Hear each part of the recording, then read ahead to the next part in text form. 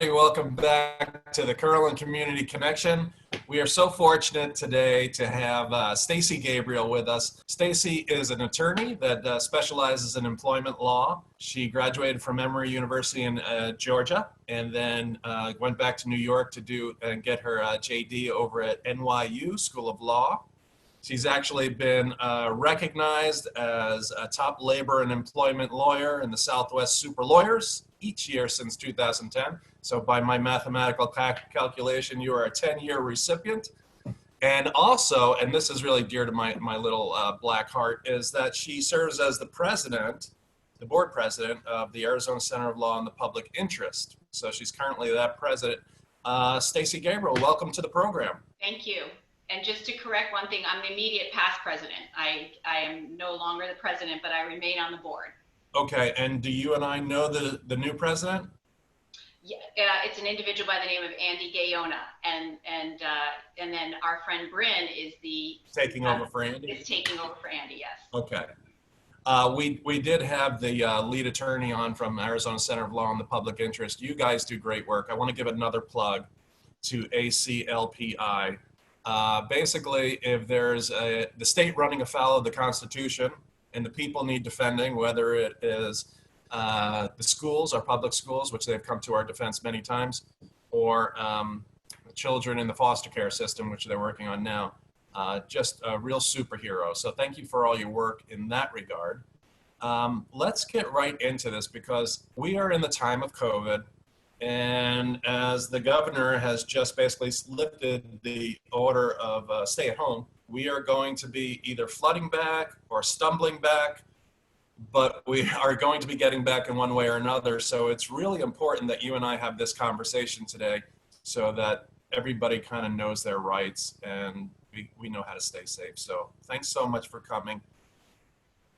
First of all, Arizona is a right to work state. You and I had a brief discussion about right to work versus at will. Can you kind of define those terms and give us the actual legal explanations?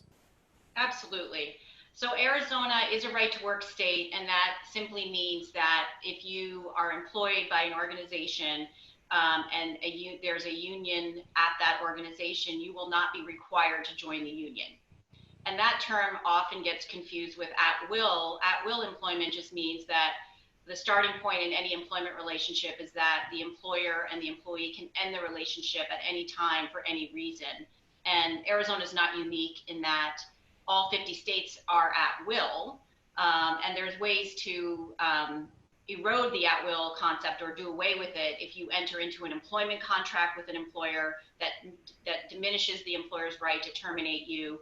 And of course, there's a multitude of laws that prevent an employer from terminating you for an illegal reason. So just if you're terminated because you're a woman or you're pregnant or you're disabled, even though you're an at-will employee, an employer cannot terminate you for one of those reasons. That's baked into the law. As we're going to talk about Arizona stuff here, just to be clear, Arizona right now, correct me if I'm wrong, you can still be fired for no other reason than if you're gay. Is that one of the not protected classes right now in Arizona? As a state law, that is true. There's the state discrimination law and the federal law do not recognize sexual orientation or sexual identity as a protected class. However, there are a variety of municipalities and towns and cities in Arizona that have ordinances that prevent that. Right, more inclusive, like Phoenix, for instance. Phoenix, for example, yes. If you do business in Phoenix, you have to, and you bar someone from entering your workplace or your business because of their sexual orientation, that's a violation of the Phoenix City Ordinance. Great.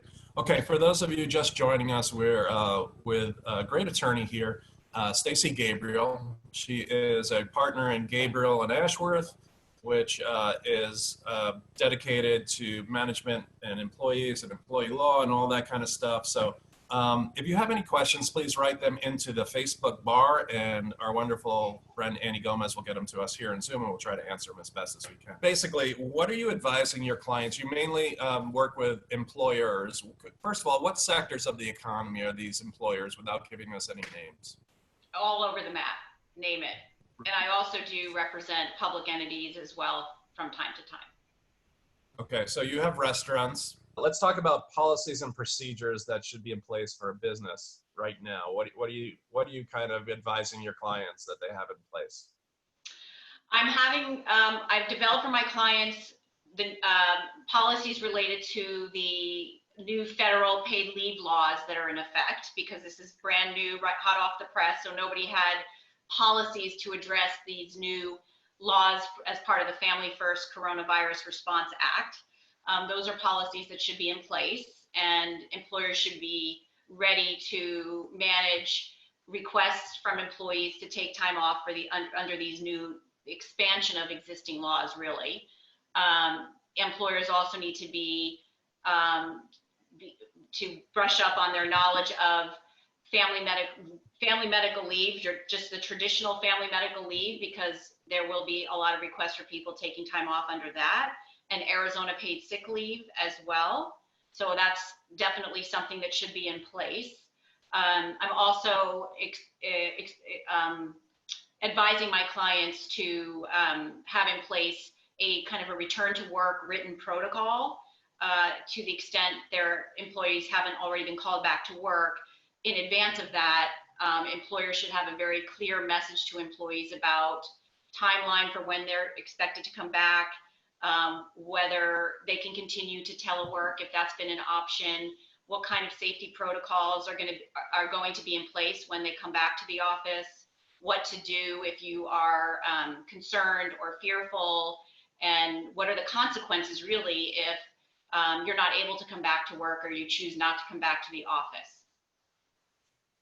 Yeah, so going back to what we first talked about, being at will, and let's take for instance, a restaurant. We have quite a large service industry here in Arizona.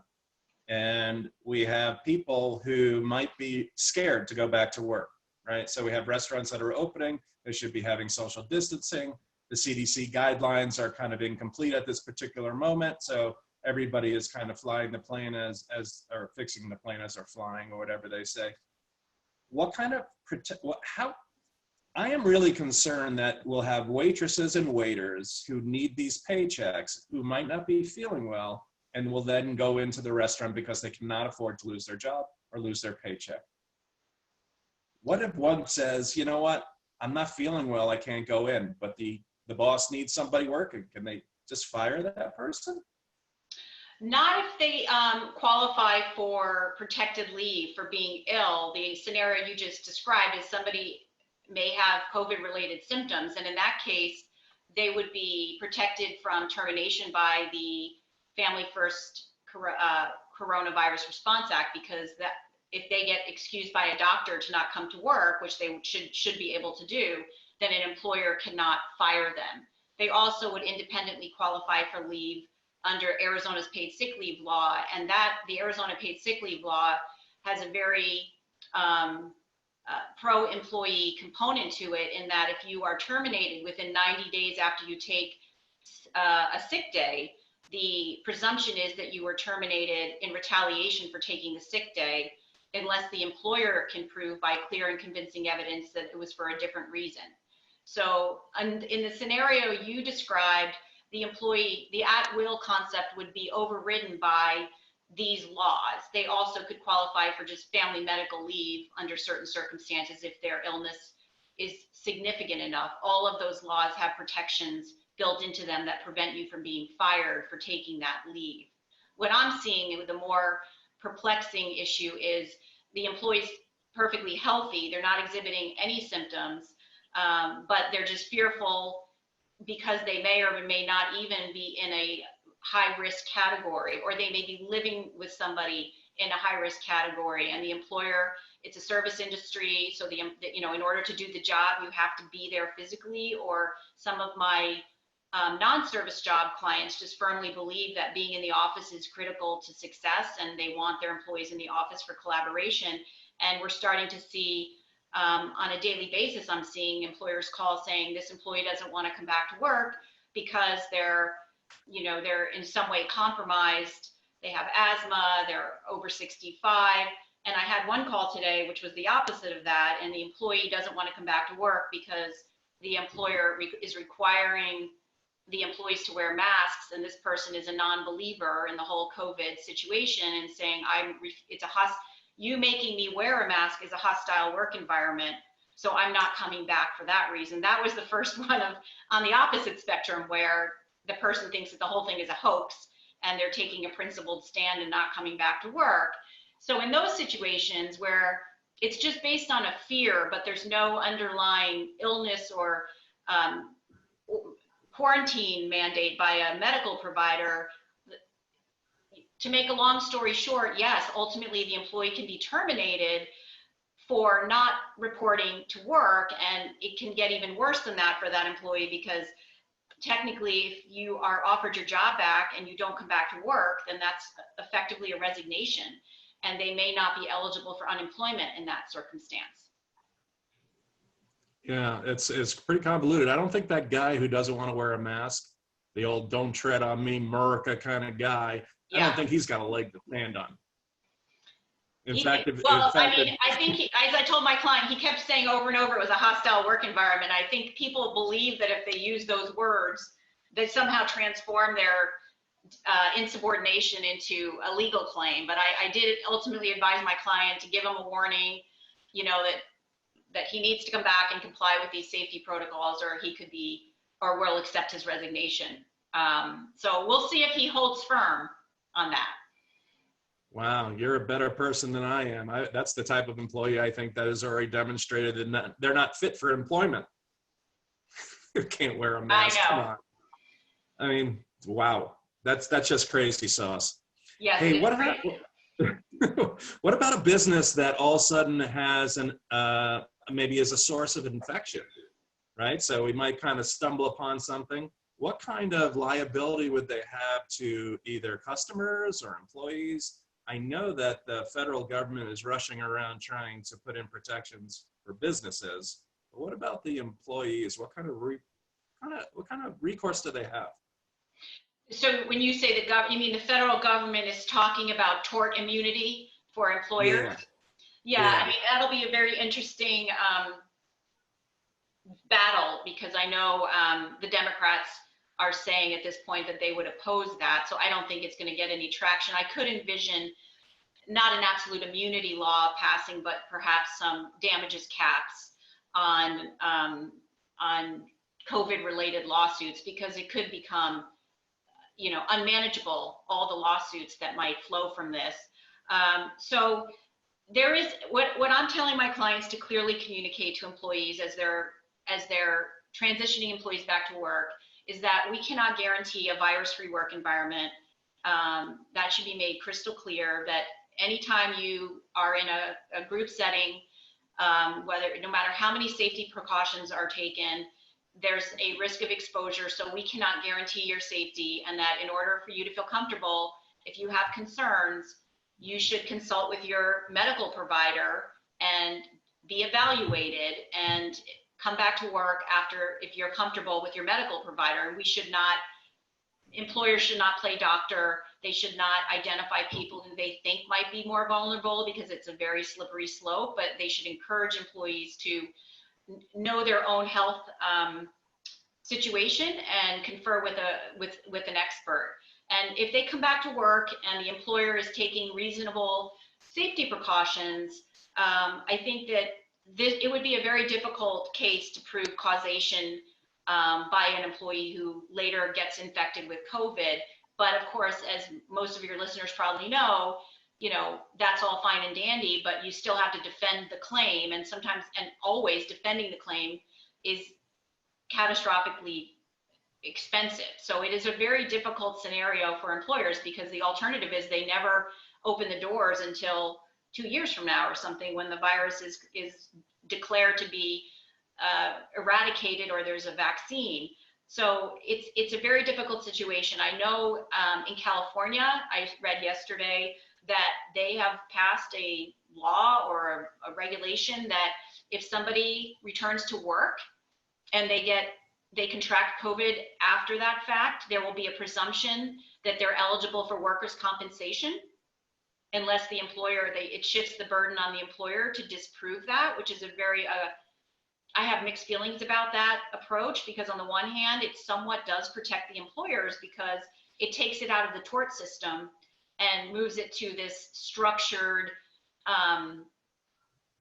administrative process that's much more less expensive to deal with, and it only compensates employees for their actual lost wages or medical expenses. So it's by diverting these, what we anticipate will be a flood of cases, to the workers' comp arena.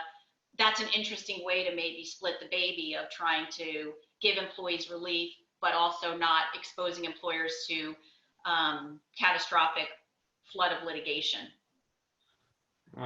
Okay, we're talking to Stacy Gabriel here, and here's the thing: Stacy does not advocate for splitting the baby, right? Not actually splitting babies. She loves babies, but she is a lawyer. She's with Gabriel and Ashworth. We had a question. I don't know if you can answer this, but give it a try, okay? The old Emory try. If a person is put on furlough and they're not getting payments from, how is it working out with unemployment and furlough in this kind of era of COVID? It got off to a slow start with unemployment, but I think everything's picking up steam from what I'm hearing. Furlough has been a less scary concept for most employees because the government injected billions of dollars into the state's unemployment system. So employees, especially in states like in Arizona, where the weekly pay for the max weekly pay was, and I'm just ballparking this, was like $240, and the federal government is now supplementing that with an additional $600. So not that it's wine and roses for employees on furlough. Many are anxious to come back to work and are not happy sitting at home being idle, but at least they are being paid a living wage at this point, as opposed to pre-COVID. Just with Arizona's formulas, it's such a paltry amount, you can't live on that. What I'm actually seeing is the opposite, is that employers sometimes are having employees be reluctant to come back to work because their kids are out of school and they like being home with their kids and they're getting paid a decent wage. And sometimes coming back to work will be a pay cut for them. So it's kind of an anomaly what's happened with unemployment, but it expires after, I think it's 26 weeks, not 13, I can't remember how many weeks unemployment continues, but it's going to end unless the federal government extends it beyond that, but it's going to end. So if they don't come back from furlough when they're recalled because they like their current situation, then it gets back to my comment before, which is, after a warning or so, the employer, I'm telling my clients to accept their resignations. And then ironically, they'll be cut off from unemployment because they resigned.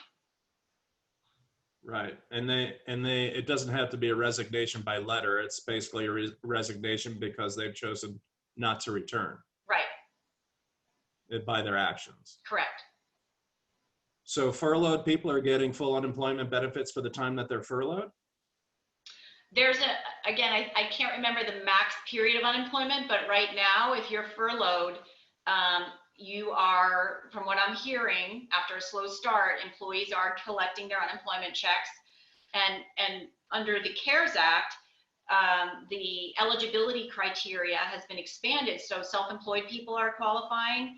And if you experience a reduction in work hours, you're qualifying as well. So not only is the amount increased, but the eligibility criteria has been relaxed.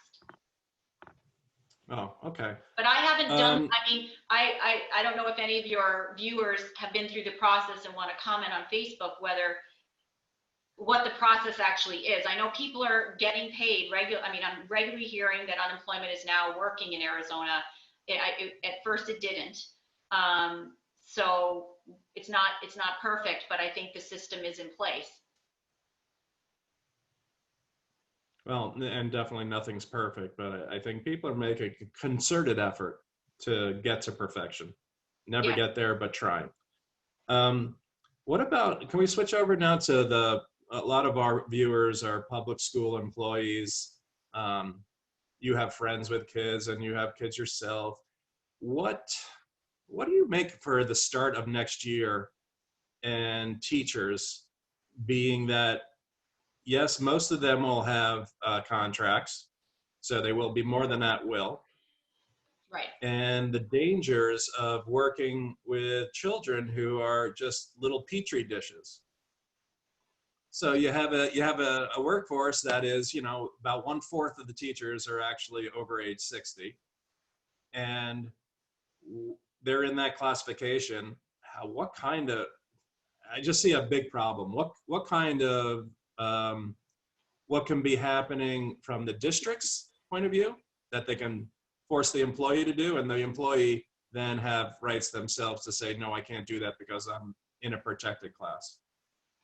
Well, I don't think Or my answer would not change based on the population being public school teachers versus any of my other clients. It's the same dilemma in that, and I have to confess, I know you had Kathy Hoffman on yesterday. I didn't listen to the whole thing, but I would hope that given the unique circumstances of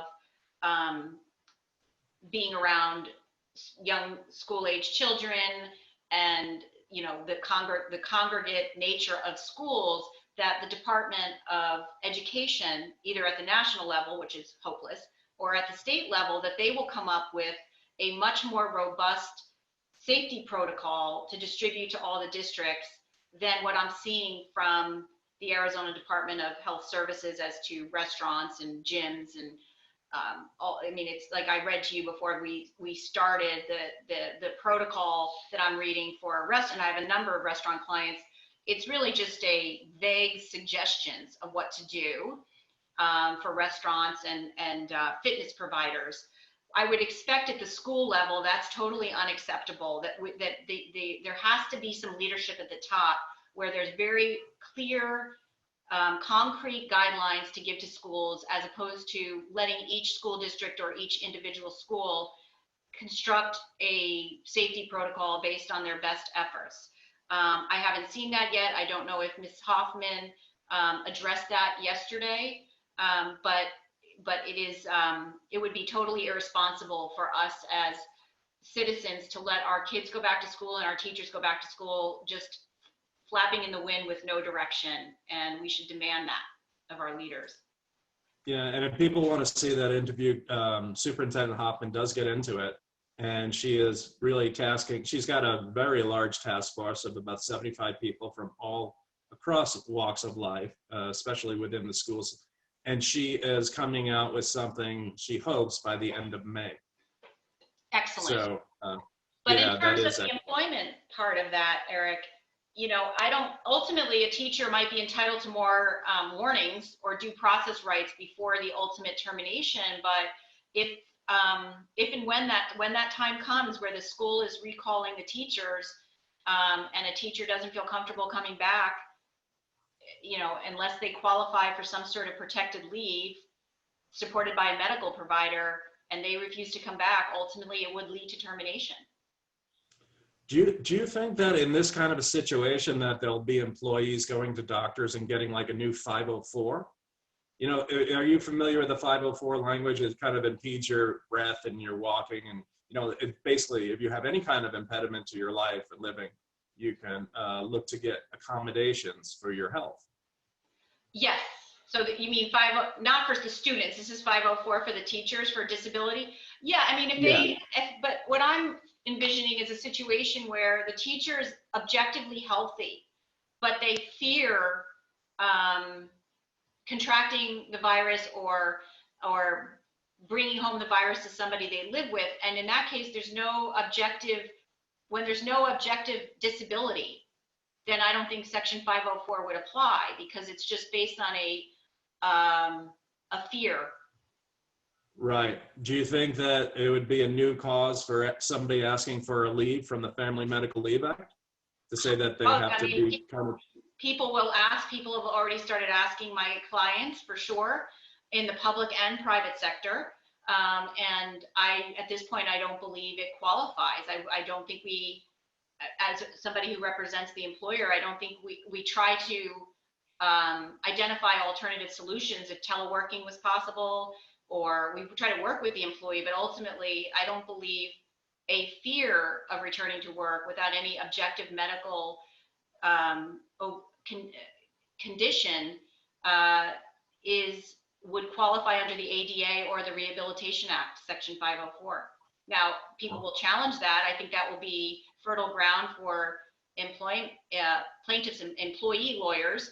But we're not dealing with established case law at this point. Everything we're talking about is uncharted territory, because these laws and these situations are brand new. Yeah, and that's what makes it a little bit scary for people, right? And generally, the teacher population are those that are not risk takers, right? They're huggers. These are not the people that really want to put their life on the line. Although so many just do instinctively when we have these active shooter drills, and you hear of all these stories of heroics. Teachers are heroic, so are support professionals. I will have on the show next Tuesday the incoming superintendent of Scottsdale, Dr. Menzel. And one of the things I think you agree and that I will be pushing is that he be very inclusive of all employee groups, so that when putting together a plan, you have the buy-in of the people that are then implementing the plan. I think Having a top-down, I'm sorry? That's key.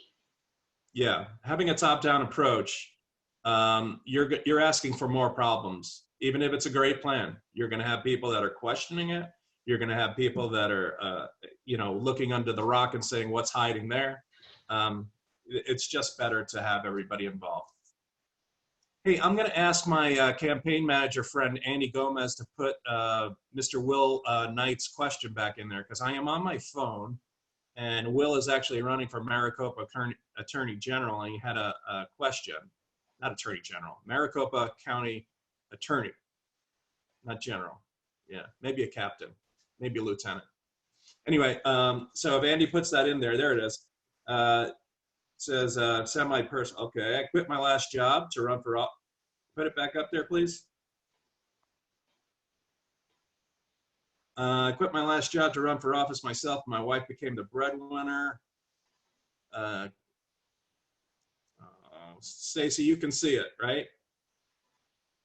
Yeah. Oh, okay, here it is. I quit my job last year to run for office myself, and my wife, God bless her, became the breadwinner.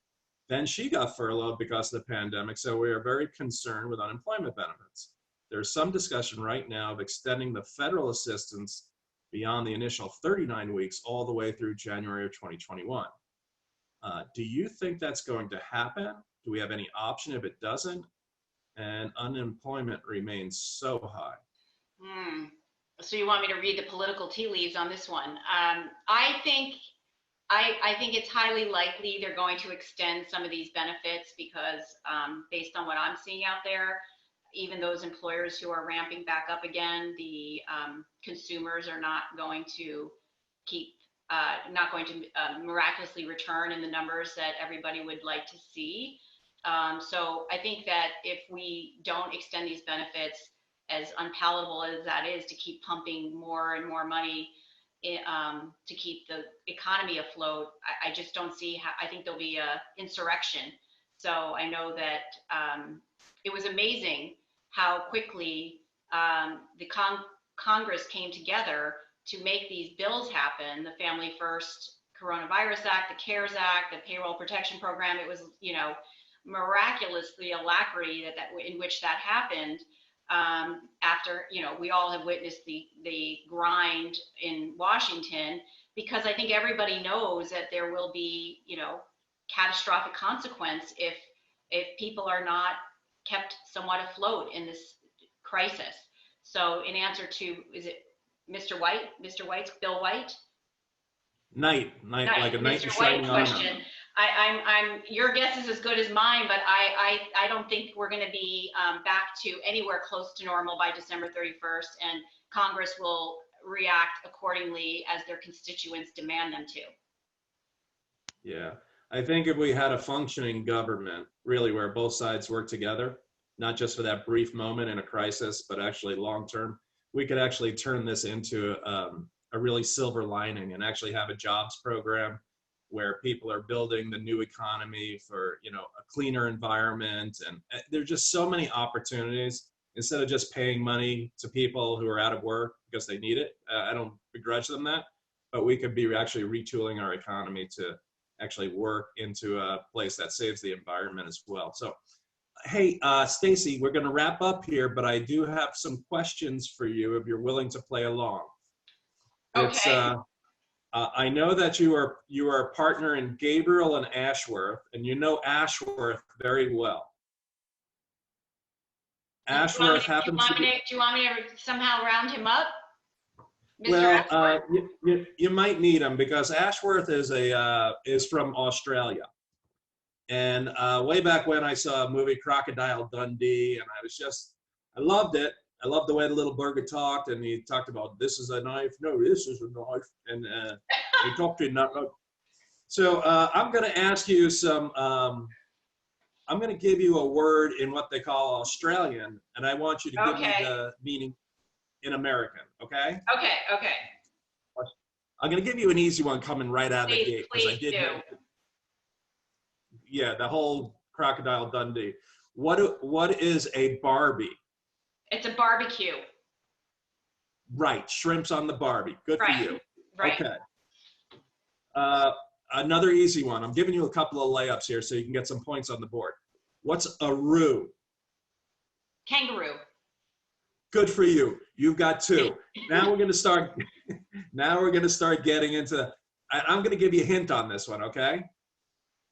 The guy that wouldn't wear the mask because he said it was infringing on his rights and it was a hostile work environment. An Australian might call him a bogan. What's a bogan? An idiot. Very close. An uncultured person, like a redneck. I have another word for that they use for that. Oh yeah, what is it? It's called a Larry. A Larry? Yeah, there's nobody in Australia named Larry because it's a derogatory term that means that you're a jerk, Larry. I've got a guy by the name of Jeff Ashworth asking you to pronounce Kookaburra or Kookaburra. Oh my God, that's hilarious. Kookaburra. Kookaburra, that's a bird. Isn't there a song? That's my brother-in-law. Yeah, isn't that a song that it goes like in? Oh, that guy Jeff. Okay. He's living. He's in Melbourne. How about so if you go? This is what I'm thinking. You go and you have some shrimp on the Barbie, and you have a couple of skewers, and then all of a sudden you're chockers. What's chockers? Full. You are right again. Yeah. Okay. I am not going to ask you what root is. No. Because I have heard that if you root for the home team, that you are really doing something bad. So your Ashworth components can laugh at that. But this is what I really need right about now with my with my internet issues and having to go to the phone. I need a slab. What's a slab? Darn. A beer? Very good. It's a 24-pack of beer. It's a case of beer. And it might go in the esky. What's an esky? It's a cooler. You are fantastic, Yeah. Stacy Gabriel. Yeah. I gotta tell you. Do you know what they call Americans? Jerks? Seppos. Who? Seppos. Femos? Seppos. Seppos, I think. Seppos, because they do a lot of rhyming slang in Australia. So they take a word and then it evolves into a rhyme. So of course, Americans were known as Yanks, and the Australians turned that into septic tanks over time, and then it was shortened to Seppos. So if somebody calls you a Seppo, that means you're American. So Charla says you're a one smart Sheila. Thank you. Not a Karen. I heard Karen's being. No. Hey, so I want to thank you for coming on the program. I should probably point out that Gabriel and Ashworth are not endorsing my candidacy in any way. You just came on here to help us out with some knowledge about employment law. I really appreciate it. I'm sorry about my internet issues. Say hi to everybody in your family, especially that great kid of yours, Kyle, graduating from Stanford real soon. And Berkeley, bite your tongue. Same thing, right? No, God, no. That's public enemy #1 over here. Those are fighting words. Right. I actually played lacrosse at ASU, where we went up and played against Berkeley and Cal. So, I mean, Cal, Berkeley, and Stanford. It was up in the same area. So I apologize for that. Yes, he's going to be a senior at Berkeley this year. Yes. Fantastic. Anyway, thanks so much for coming on the program. I wish you and your family good health. And if you need some employment law, look up for Gabriel and Ashworth. Thank Talk you. to Stacy. You're a good Sheila. Thank you. Bye-bye. Bye.